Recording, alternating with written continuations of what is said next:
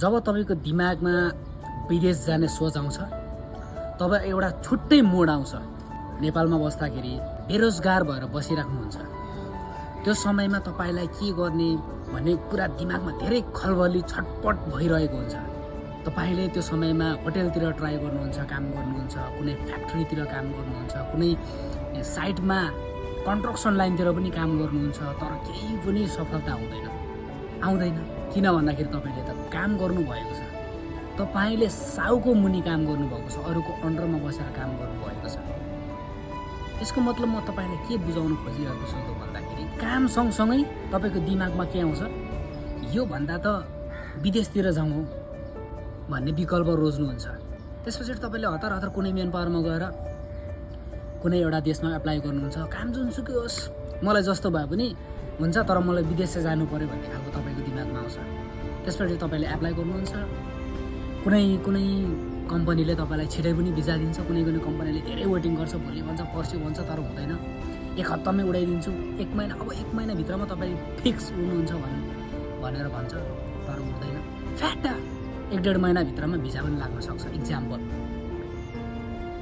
अनि त्यस पछाडि तपाईँको सोचमा के आउँछ त, ल अब विदेश गइने भयो, जाइन भयो, फाइनली विदेश है, Qatar, Dubai, Malaysia, Saudi Arabia, जुनसुकै देश होस्, तपाईँ एकदमै रमाएर जानुहुन्छ क्या नेपालबाट आउँदाखेरि है। 1.5-2 लाख जतिसुकै होस्, तर तपाईँले विदेश जानु पर्यो। त्यस पछाडि तपाईँले केही वर्ष काम गर्नुहुन्छ अनि तपाईँको सपना मेन भनेको चाहिँ विदेश गएर टन्न पैसा कमाउँछु, जग्गा किन्छु, यदि जग्गा छैन भने घर बनाउँछु, यदि घर छैन भने बिहे गर्छु, अझ ठुलो सपना। तर कतिपयको बिहे गरेर पनि विदेश गइरहेको हुन्छ। कसैको यस्तो कन्डिसन पनि आउन सक्छ, बिहे गरेको हप्ता 10 दिन नहुँदै पनि विदेश उड्नु परेको हुन्छ। कति दुःख लाग्दो कुरा हुन्छ। कतिपयको घरमा एकदम सिकिस्त एकदम नाजुक कन्डिसन हुन्छ, त्यो अवस्थामा विदेश जानुहुन्छ। तपाईँ विदेश पुगेको केही समय, धेरै समय पनि भएको हुँदैन, घरबाट नराम्रो दुःख खबर आउँछ। कस्तो फिल हुन्छ? योभन्दा दुःखको अरू के नै हुनसक्छ?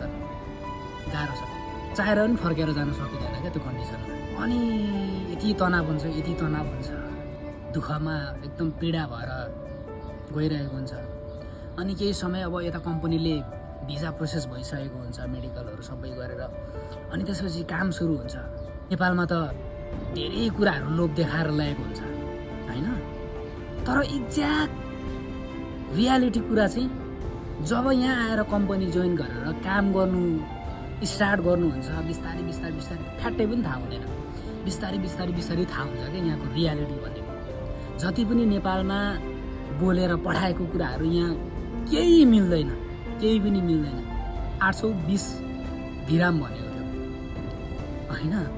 अनि ओभरटाइम यताउता गर्दाखेरि 1200-1300 1400 इजिली कमाउन सकिन्छ भनेर भन्नु त खाना बस्न कम्पनीले है। अनि जब यहाँ आएर थाहा भयो बेसिक 500,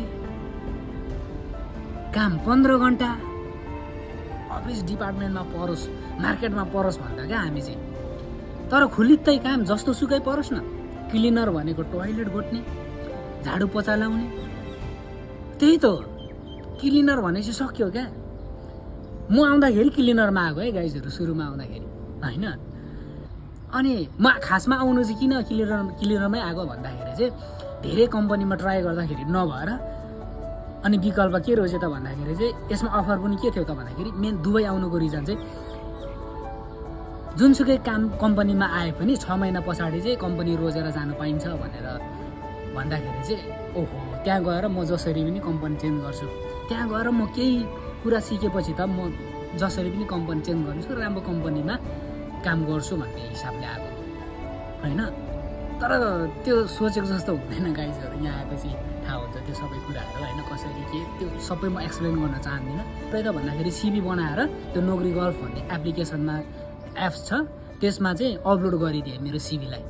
अब त्यसमा अपलोड गरिदिइसकेपछि धेरै कम्पनीहरूबाट कन्ट्र्याक्टहरू आयो, कुनै क्लिनरबाट आयो, कुनै अफिस बोयबाट आयो, कुनै के धेरै कम्पनीहरूबाट अफर आएको थियो। जुन अहिले मैले काम गरेर आएको छु अक्तिया भन्ने कम्पनी, योबाट अफर आयो क्या, पानीको कम्पनी रहेछ। रहेछ, फुड एन्ड बेभरेजको कम्पनी रहेछ। अनि योबाट आएपछि कल गर्नुभयो होइन। यदि तपाईँसँग सिप छ, एजुकेसन अलिक राम्रो छ भने तपाईँले राम्रै सेलेरीमा पनि काम गर्न सक्नुहुन्छ। तर यहाँ आएर कतिपय मान्छेहरूले व्यवसाय पनि गरिरहेछ, तर व्यवसाय गर्नको लागि धेरै हार्ड मेहनत गर्नुपर्छ, पुरै हार्ड स्ट्रगल गर्नुपर्ने हुन्छ, धेरै समय बिताउनु पर्ने हुन्छ, तपाईँले धेरै एक्सपिरियन्सहरू बटाउनु पर्ने हुन्छ, यहाँको नियमहरू पढ्नुपर्छ। त्यो जो कोहीले गर्न सकिँदैन होइन, एक्लै पनि गर्न सकिँदैन, टिमवर्क चाहिन्छ। मेरो दुबई लाइफ चाहिँ यसरी जर्नीहरू स्टार्ट भयो र अहिलेसम्म यहाँ आउँदाखेरि चाहिँ कम्पनी चेन्ज गरेर अहिले चाहिँ अलिकति राम्रो छ सेलरी पनि र काम पनि ठिकै छ भनौँ न।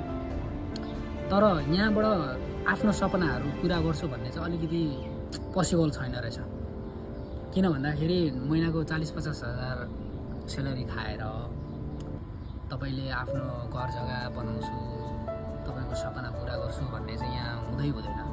किन भन्दाखेरि कोही बेला आफै पनि बिमार हुन्छ, कोही बेला घरमा खर्च चाहिन्छ, कोही बेला फोनै बिग्रिदिन्छ, फोन किन्नु पऱ्यो, के गर्नु पऱ्यो, एभ्रिथिङ क्या यहाँ म्यानेज गर्नु एकदमै गाह्रो हुन्छ। अब आफै खाना पकाएर खानुपर्छ, कोही बेला के हुन्छ होइन। अनि त्यो सबै म्यानेज गर्नु गाह्रो हुन्छ। मैले चाहिँ आफ्नो व्यक्तिगत कुराहरू पनि सेयर गरिरहेको छु तपाईँहरूलाई होइन, मैले कसरी फिल गरिरहेको छु यो कुराहरूलाई होइन, दुबईको लाइफहरू कसरी फिल गरिरहेको छु भन्ने कुराहरू मैले व्यक्तिगत रूपमा सेयर गरिरहेको छु। तपाईँहरू पनि यदि विदेशको चक्करमा हुनुहुन्छ भने चाहिँ कुराहरू बुझ्नु होला होइन, राम्रोसँगले मैले के भनिरहेको छु, मैले के भइरहेको छु भन्ने कुरा तपाईँलाई मैले राम्रोसँग बुझाइरहेको छु। अझै बुझ्नु भएको छैन भने म फेरि पनि अर्को भिडियो लिएर आउनेछु। सो कमेन्ट गर्नु होला तपाईँहरूलाई के कस्तो लाग्छ होइन, तपाईँलाई के बुझ्नु मन लागिरहेको छ त्यो कुराहरू पनि मलाई भन्न सक्नुहुन्छ। अहिले चाहिँ यति नै भन्न चाहन्छु। म केही अरू भिडियो पनि म लिएर आउने कोसिस गर्नेछु, तर के को विषयमा भन्ने कुरा चाहिँ म पछि भिडियोबाटै म तपाईँहरूलाई सजेस्ट दिन चाहन्छु। Okay, thank you.